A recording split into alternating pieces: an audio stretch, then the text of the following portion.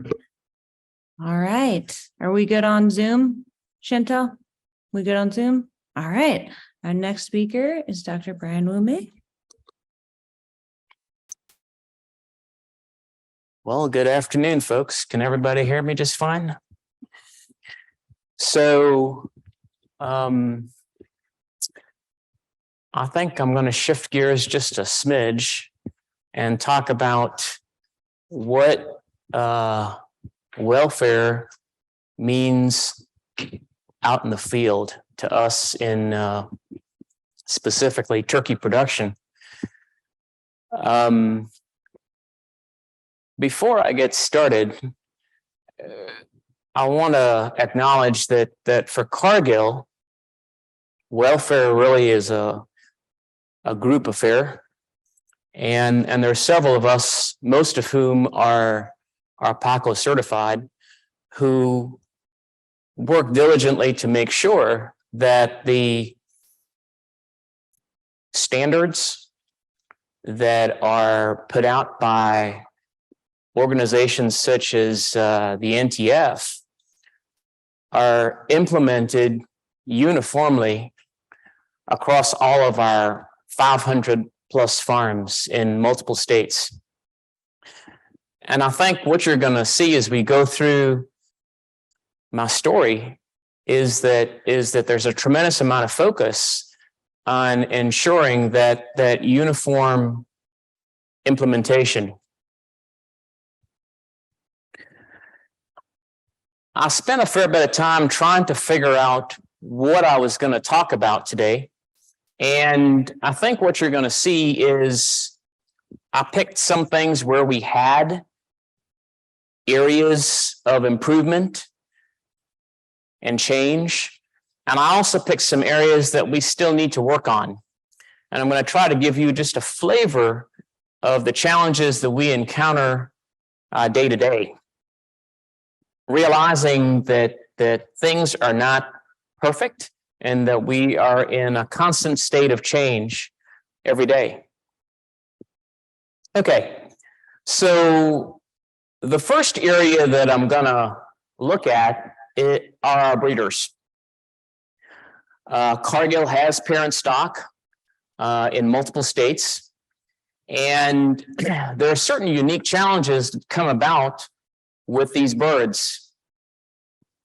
Certainly the size of the bird, our breeder toms can hit 75 pounds. And that leads to certain challenges when it comes to housing and caring for these birds. And I'll touch on this in just a little bit. Durability. How does this continually improving performance pressure impact the ability of these birds to walk, for example? And what are we doing? Third, I'll spend a little bit of time talking about beak conditioning and some of the things that we have changed. Okay, so this is a picture of one of our breeder tom facilities. And so these birds are kept in a pen. And I wanted to communicate or share some of the unique challenges with this. And certainly one is, as these birds get bigger, we have to make sure that they have adequate space for feed and water and to move around. And so we're constantly tinkering with ensuring that the feed containers that you see there, the troughs, that there's enough linear feet of accessibility for these birds, given the production demands on these facilities.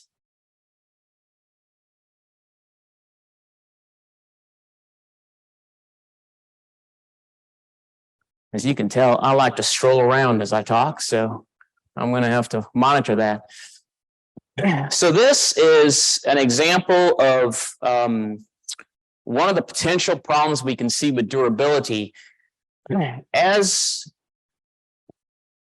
we select for production improvements, there are times where we get hitchhikers that we unintentionally select for, things such as slight deviations in leg angulation, in this case, a valgus abnormality. The folks at the primary companies have gotten a lot better at minimizing the impact of this. One of the benefits to being an old guy, and I've been around since the 1990s, is that you have perspective. And I remember we would see more of this back then than we do now, which I think is speaks volumes about the attention that the geneticists have placed on getting their selective pressure just right and walking that line to where this is minimized. Some of it has to be that those of us in production are constantly alert to this, and we're giving feedback on an ongoing basis to minimize the impact that this may have out in the field. So that is an ongoing area of focus that we constantly look at out in the field. This is an area where I've seen change over the past 5 to 10 years. So what you're looking at are two birds. The one on the top has a beak that has either regrown or was poorly treated, to the extent that you have a beak that could potentially cause some problems if that bird decided to negatively interact with her companions, as compared to the bird at the middle bottom, where you can see that that tip has been treated such that it's harder for that bird to cannibalize another bird. Now, the reason to show this is, in the past, we would actually go into the field when these birds were older and touch up on that beak at the top. And that practice has been discontinued because it's very difficult to do that in such a way that minimizes the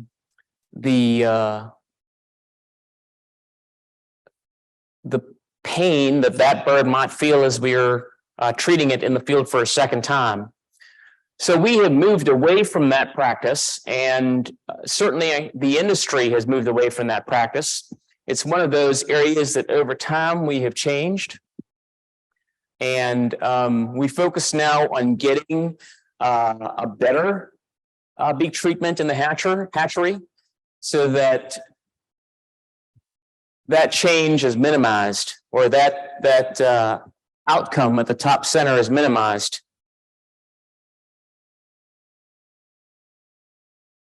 Culling and euthanasia are areas that we spend an awful lot of time focused on. We spend a fair bit of time working with our growers on what birds to cull. And given the difficulties we have currently with labor and finding folks that want to work in agriculture, that is an ongoing labor of love, I would say. We work with these folks on deciding who needs to be culled and when. And I included our own guidelines in terms of which birds will be euthanized.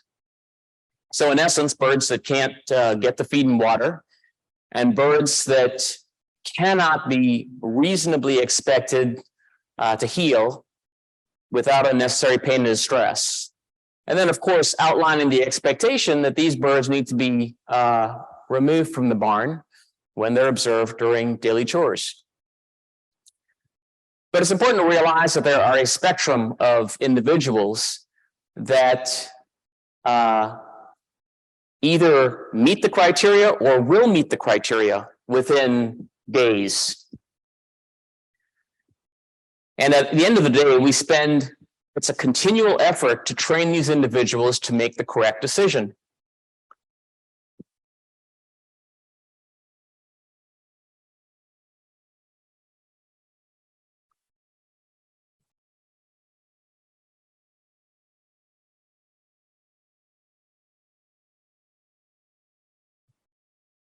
There we go. So I threw this slide in because as our big toms get bigger and our labor force gets older, it's harder and harder for growers to take these birds out of barns. And we've actually had to some growers have resorted to picking up pieces of equipment like this to help them get these birds safely out of the barn. It is sometimes hard to communicate to folks outside our industry just what it's like to walk through a barn of big toms. And I'm hoping this works. So these two of my colleagues in a barn of big toms, and I want you to imagine trying to pick up dead birds and take them out of a barn when this is going on around you. So I have spent several anxious moments when I'm trying to do something in a flock of big toms without getting knocked down by these birds, because they are fairly big and there's lots of them. So this is an ongoing challenge to figure out, how do we manage this process in an environment that's not always the easiest. Here's a bird that has some feather picking going on, and trying to decide at which point this bird needs to be removed from the barn or otherwise isolated.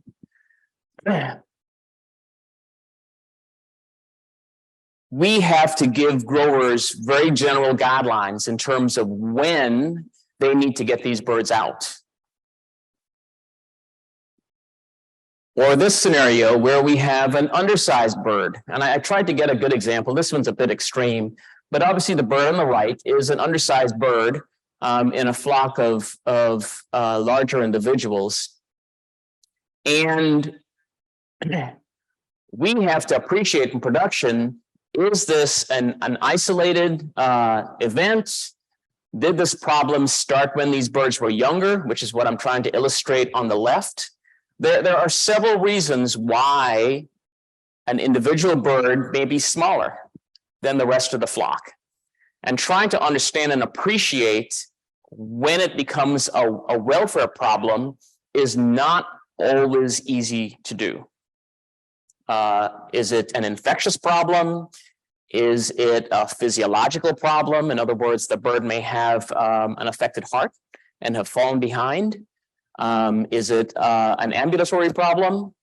Or is it a bird that had a hard time starting and didn't keep up with its hatchmates?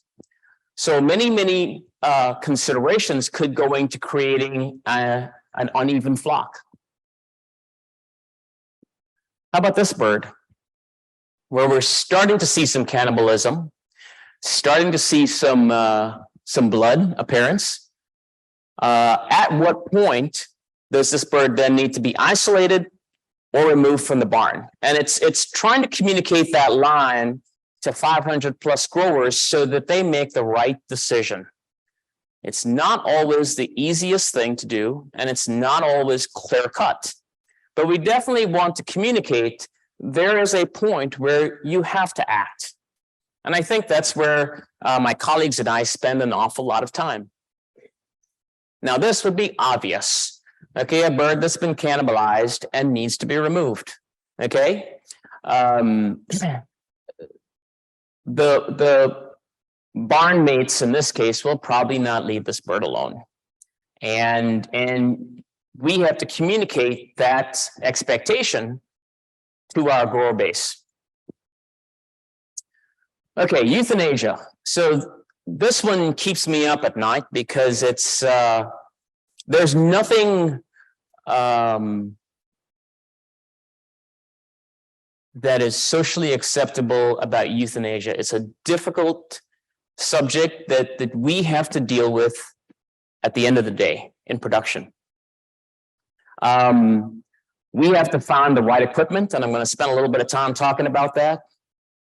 I'm going to touch on some of the tools that we use for assisted blunt force trauma and some ideas that we're looking at. Touch a little bit on cervical dislocation, baby pulse, and having an excess supply. Think about high path AI going on right now. When farms are taken out of the process, we can't place birds onto those farms, but those poults are coming. They're coming whether we're ready or not. What do we do with them? There are situations outside our control. And then finally, disposal. Okay, so most of you, I think, have heard of the TED. Cargill was around when this one was designed and played a role in it. And at the time, it seemed to really help with our problems euthanizing big toms, other than using unassisted blunt force trauma. Over time, what we figured out is that it's not the most practical device to carry through a barn. And it's fairly difficult to keep this in working order. You have to really try to keep it working. There are two power sources, a battery and a gas canister. And having both of those always available is not the easiest thing on a farm. Finally, it's if you are hot challenged, like I am, it can sometimes be challenging to euthanize a bird with this device. So it works fairly well, but in practice, there are some issues. And so over time, we have spent a fair bit of energy trying to come up with alternatives, and I'm going to show you one in just a little bit. Cervical dislocation, which is the old standby, it's very interesting. As time has gone by, we have a grower base that looks like the rest of society. In other words, the boomers are retiring. And they can't handle birds, especially larger birds, easily. Interestingly enough, the generation that's replacing them isn't enthusiastic about this. And so we in production management have to come up with alternatives to offer clientele. Whoops. This is one example of a device that we are looking at right now. So I'm very passionate about giving a grower a device that's easy to carry in the barn. It's got to be portable, or they're not going to take it into the barn. And then it's much less useful if it's outside the barn in a fixed location. The other thing it's got to be is free of external powered sources. So it's got to be manual. And that way I don't have to worry about whether the battery was charged or whether the gas canister was leaking. And when I need it, it don't work. The folks at Keckner came up with this. We tried several different things, and this one seems to have some promise. Here we go. So this one,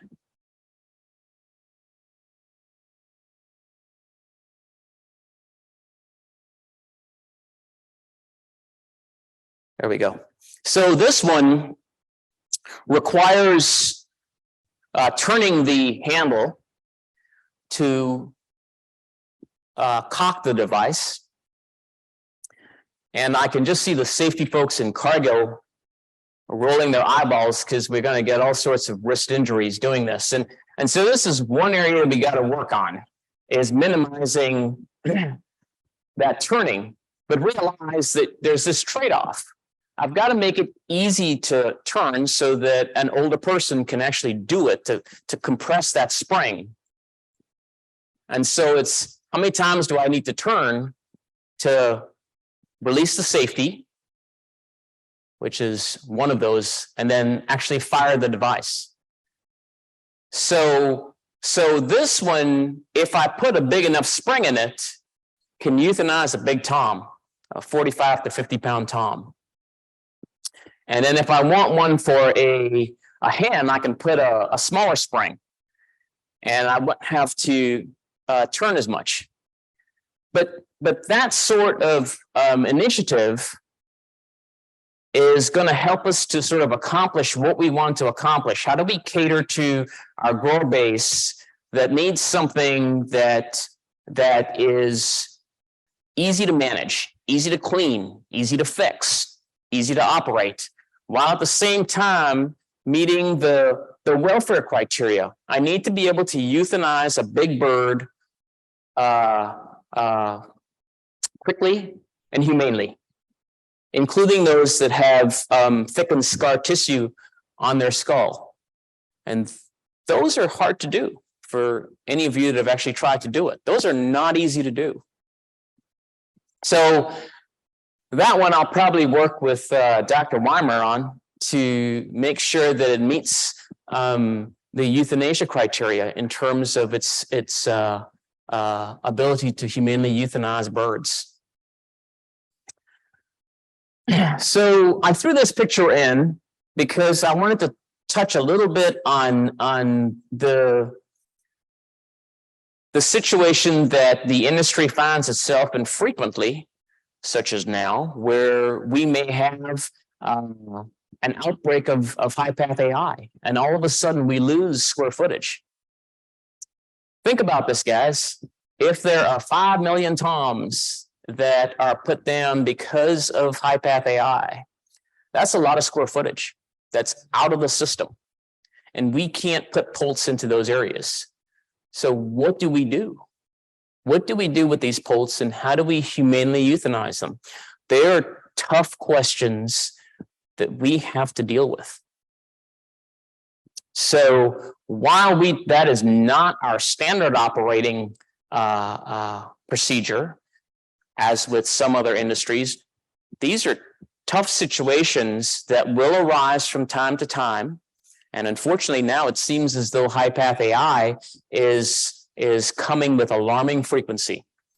I never thought in my career that I would see high-path AI. It was a question on the board's exam that I took in the 1990s that I never thought I'd have to deal with. Never thought I'd see it in my career. And now I've dealt with it. This is my third go around, and it looks like I'm going to have to just learn how to live with it. So how do we deal with excess poults? Difficult, tough questions that I never thought we'd have to deal with. Disposal. We use a lot of composting. Getting this right. Okay.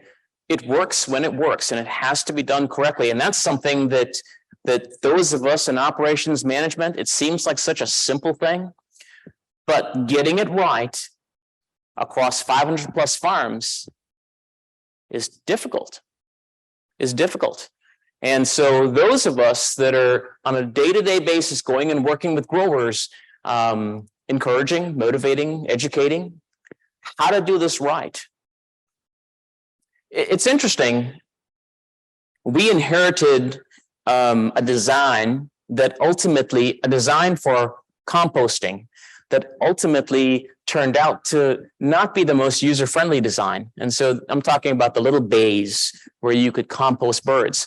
But in practice, it's not the easiest way to accomplish this. I'd rather have an open space. And so sometimes we're dealing with legacy infrastructure that turns out not to be as user-friendly as perhaps one might have expected. Pool treatments. We talked a little bit about bee treatments. This is an area where I think over time we've had some creativity, some initiative, and things are better today than they were when I first started out. And by that, I'm talking about the infrared treatments that we use currently. So the areas in white at the tips, those are treated toes. And after about 7 days, we lose the nail itself. It is a better alternative than when I started, where we would physically remove that toe.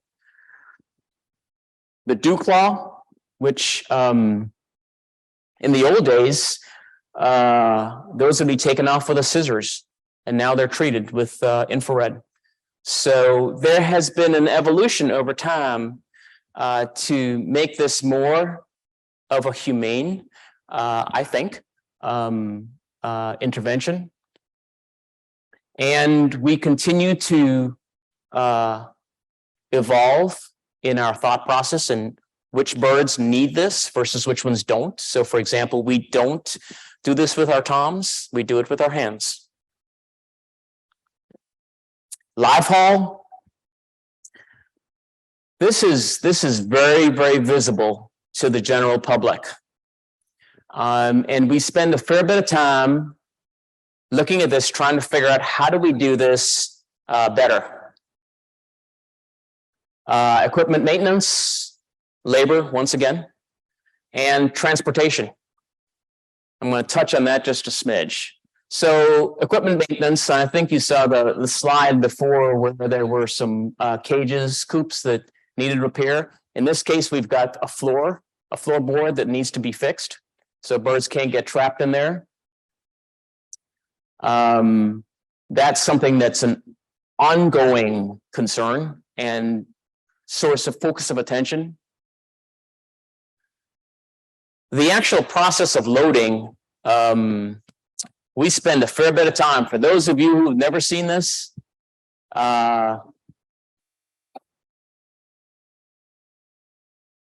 you can see this individual guiding that bird all the way into the coop and the pad to prevent the bird from hitting. So that's, most of us, I think, could get up there and have our 10 seconds of glory. Try doing that when it's -5 or 105 for 8 hours straight, or even this morning when it was raining, right?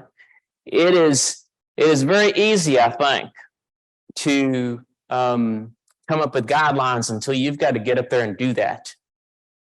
And that's what we spend a lot of time. How do we find that balance, doing this right and making sure that the people who actually do this stuff are safe, right?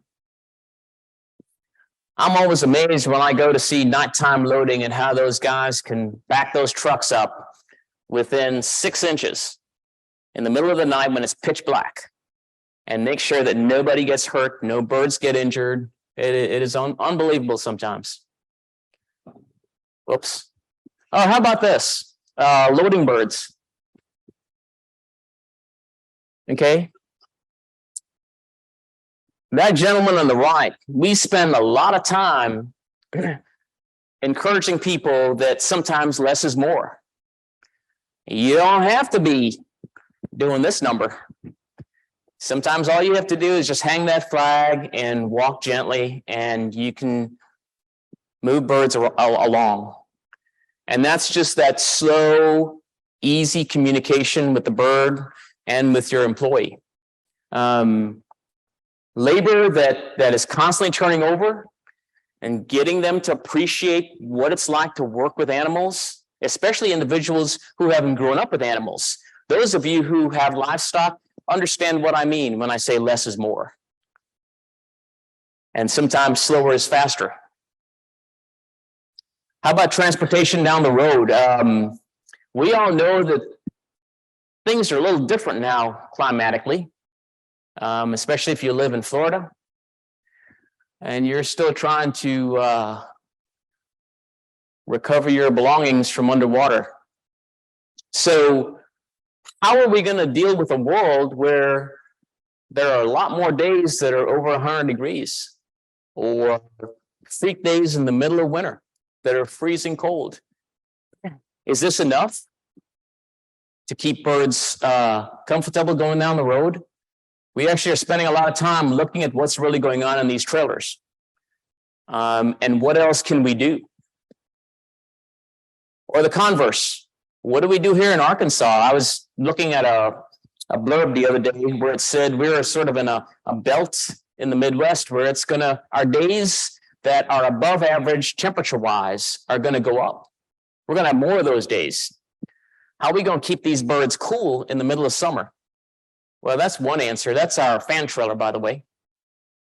And it looks like that when we're loading birds and it's hot. And the first bird on has to sit for about 45 minutes before that truck starts moving. How are you going to keep them cool?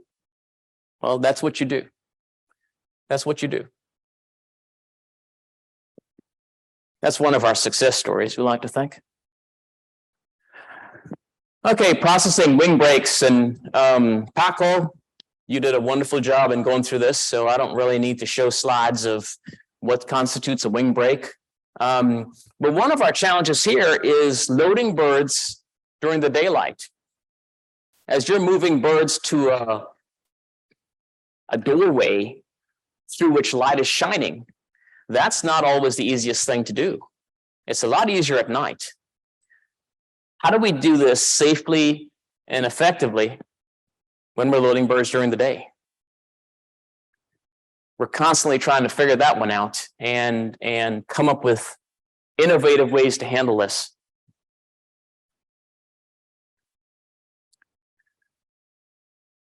Cannibalism, that's a constant source. As we have gotten better at dealing with infectious diseases, and we have, our barns have gotten better.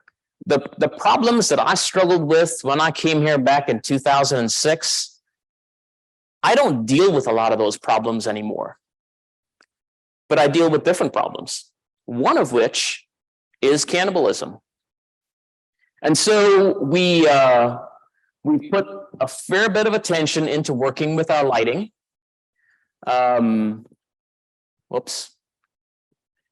This is an example of one of our barns that we can control, not only the length of time that lights are on, but also the intensity of the lighting. And we're looking to see what happens as we vary the intensity of light and its impact on the bird and their behavior, as well as on their performance. And certainly that's something that Dr. Weimer and I are looking at over the next year or so, is how can we impact this flock in a positive manner by manipulating their lighting. Now, unfortunately, we've got a lot of legacy barns that have curtain sides. We're at the mercy of ambient light. And obviously we're trying to, I showed you this picture before, we're trying to minimize this risk. Enrichment.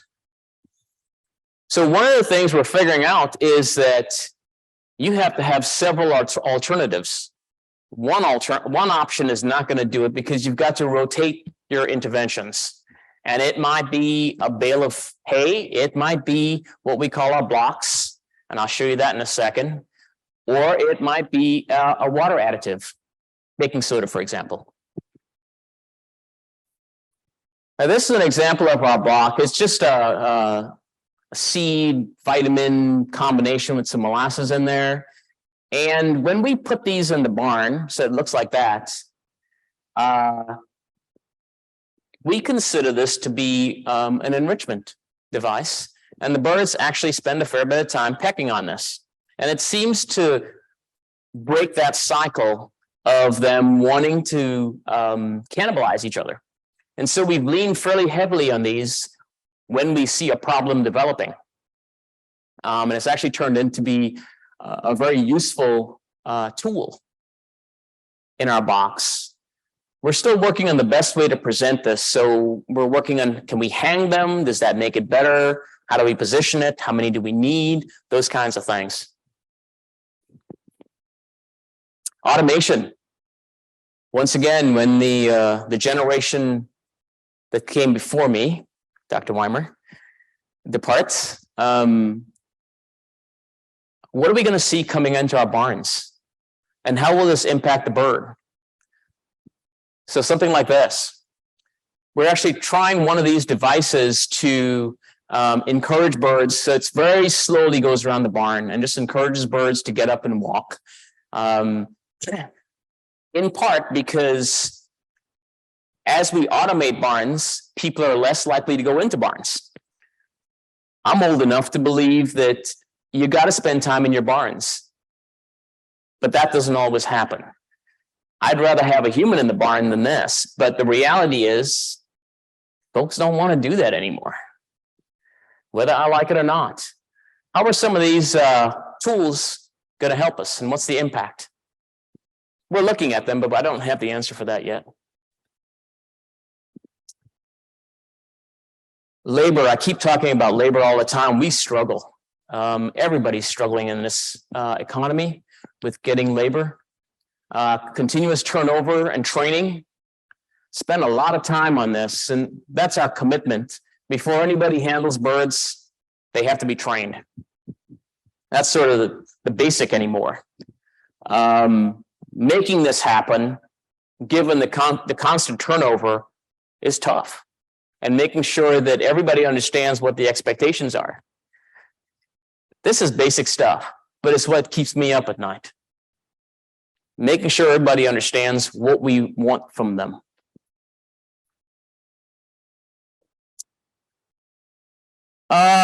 So this one I struggle with. We get challenged with multiple criteria for or expectations for how we handle our birds. And at the end of the day, those of us in operations management, we have to have one program that we can then sell to 500 plus growers. I can't have 2 or 3 different programs. I got to have one program, and everybody's got to do it thoroughly and consistently. And I struggle with that because sometimes I get multiple things coming at me. And so every year as we change off our customer base and switch over customer groups, there are times where I have different expectations from one year to the next. And I've got to quickly regroup and change our training to make sure everybody understands what we're doing. One such thing is the trend to raise birds that are antibiotic free.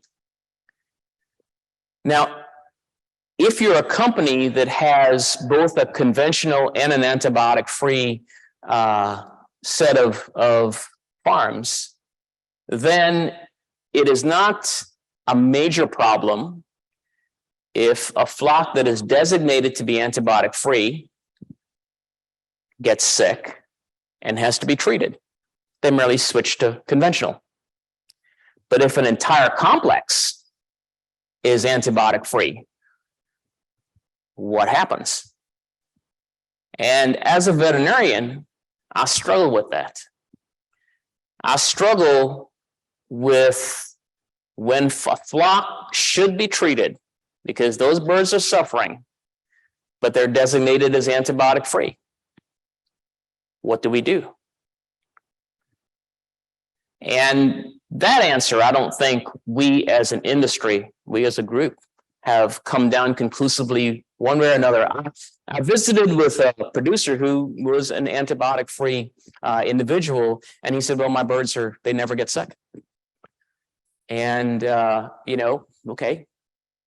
The law of averages would dictate that at some point in time, that may not be.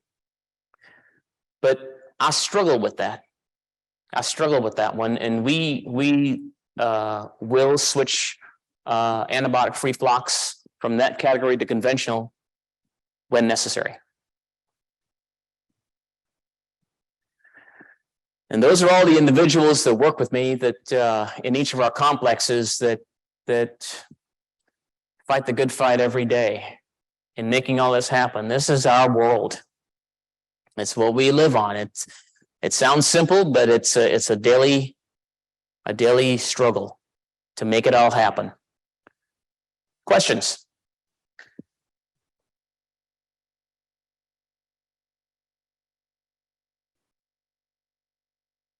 Questions for our speaker? Come on, guys. There's got to be Good. one. I have a bunch of questions, so if other people don't have any, I can ask a bunch. So my first question was around the sort of the culling euthanasia decision making. I was wondering how common it is to use hospital pens and what your experience is with those. So when I see hospital pens, they have to be managed. That's the problem. If you're going to put up a hospital pen, you got to manage it. And I think I probably lean towards not having hospital pens, merely because manage the main body, the barn, correctly, and euthanize the birds that need to be euthanized. Because I see when I dilute the efforts of a grower, it can sometimes get complicated for the wrong grower. Does that make sense? Yeah. And I'm learning as I get older, keep things as simple as I can. It'll minimize risk. Is that it? Someone else. So my question, you use the term legacy a lot. Would you say you're a legacy veterinarian? I'm a legacy veterinarian. I am definitely a legacy veterinarian. No, but okay, a real question. It seems like you're dealing with cannibalism a lot in your hen flocks. Has that increased in incidence in your legacy of veterinarianing, or has it come in phases? What are your notes on that? So I think my sense is that as we have fixed problems, and I'm talking about clinical problems, so intestinal problems, as those have receded in terms of getting my attention, then some of these other problems that may have been minor, relatively speaking, have risen to the top. So it's very interesting because I deal with a group of growers here in Arkansas who didn't know what it was like 15 years ago. And their expectations in terms of growing turkeys has changed, has evolved. I'm sorry, it hasn't evolved. They never knew what it was like 15 years ago. And so the cannibalism that we see is surprising to them and disturbing. And so we've had to come up with suggestions and ways to deal with this. But I don't think that cannibalism is new, certainly not new.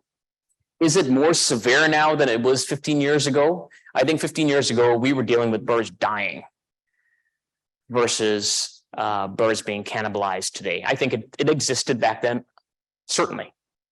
It just wasn't at the top. Other questions?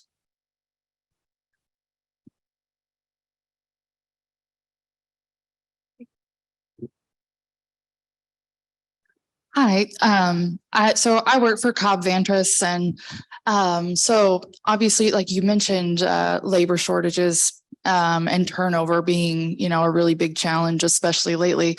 And I think, something that I've kind of noticed is it does seem to be, that has been a really significant animal welfare challenge in terms of keeping people, trained, but then also keeping people, making sure that they understand and are properly euthanizing. But another thing that I have noticed is I feel like a large welfare challenge comes in when you have too little labor and too much work to be done. And then you're going to get people starting to cut corners and try to shorten that. Well, how have you guys, or could you kind of give me an idea of how you've managed Like, how do you manage through that labor shortage and ensure that your animal welfare standards are being met? So it's interesting. I've worked for 3 companies now. And back when I started, I worked with company farms where we had hired employees. And that situation is very challenging. Now, I very rarely deal with company farms. They're all contract farms. And they are mostly smaller family farms designed in such a way that a family unit can deal with the work demands. So I think that's one way that we skirt that issue, but there's no doubt that there are some farms that are larger, maybe not as large as a broiler farm, but larger. And I know that we are seeing more all-in, all-out units for turkeys. Nothing new for broilers, but for turkeys, that's new. And what that does is it spreads out the work demands so that you don't have this continuous rotation that requires a tremendous amount of labor every few weeks. And so what we're seeing is that, once again, as our grower base gets older, they're actually happier having more time with an all-in, all-out situation. Now, I don't mean to imply that all of our production is that way, but that is the trend, certainly. We're seeing, I would say, all of our new farms in Arkansas are all in, all out.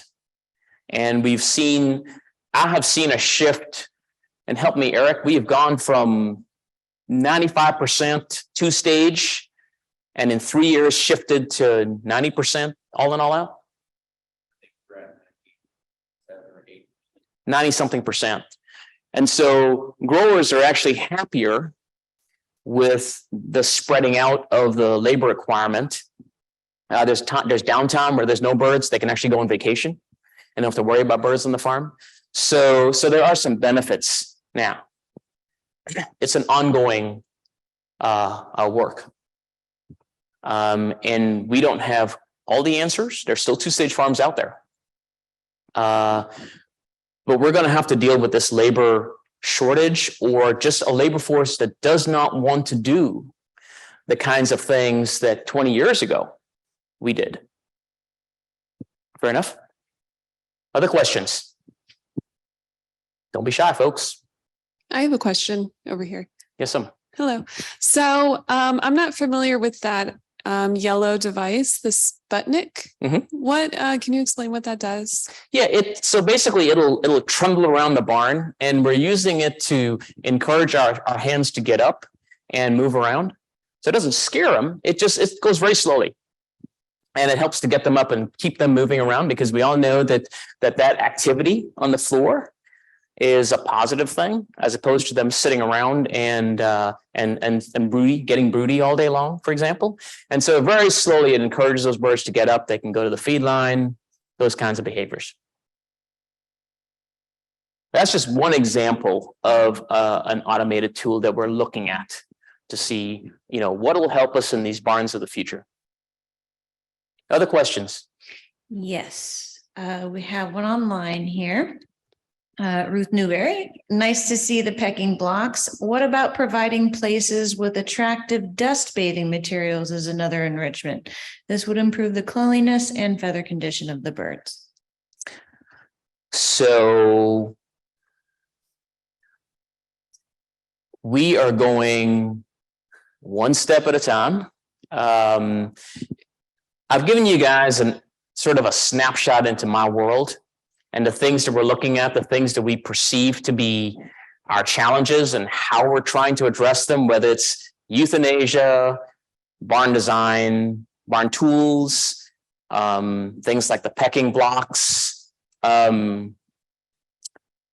think what Cargill has done is we have an advisory board that meets annually that helps us to anticipate what types of expectations are coming down the pike and ways that we can meet those challenges.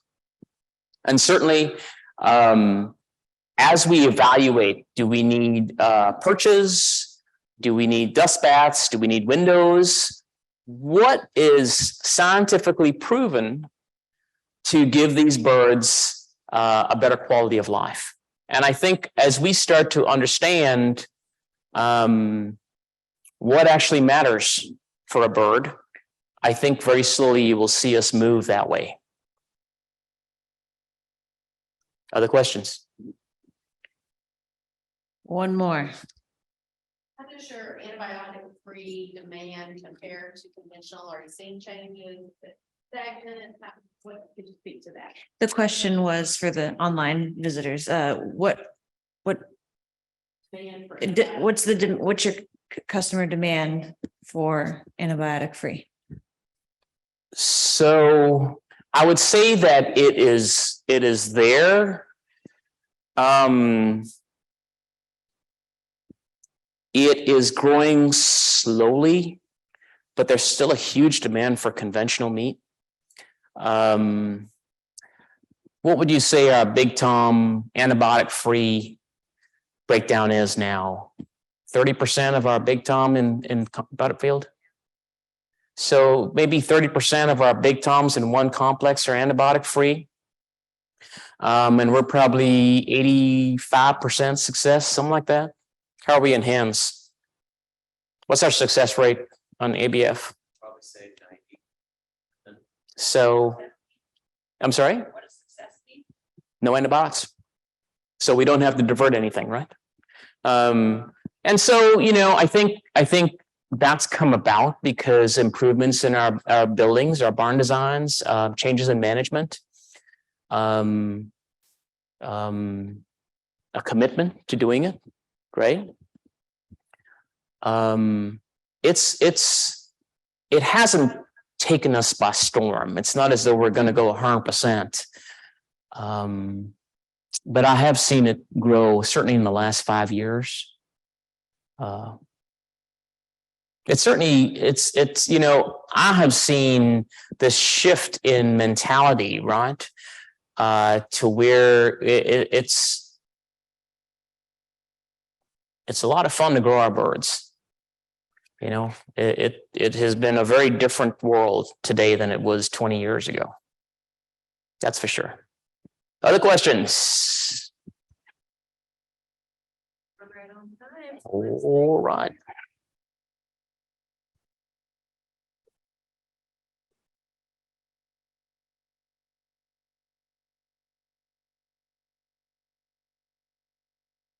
All right, now it's time for a break. Thank you to those that have been in the long haul with us all day. We will take a short break and then finish up with our last two speakers.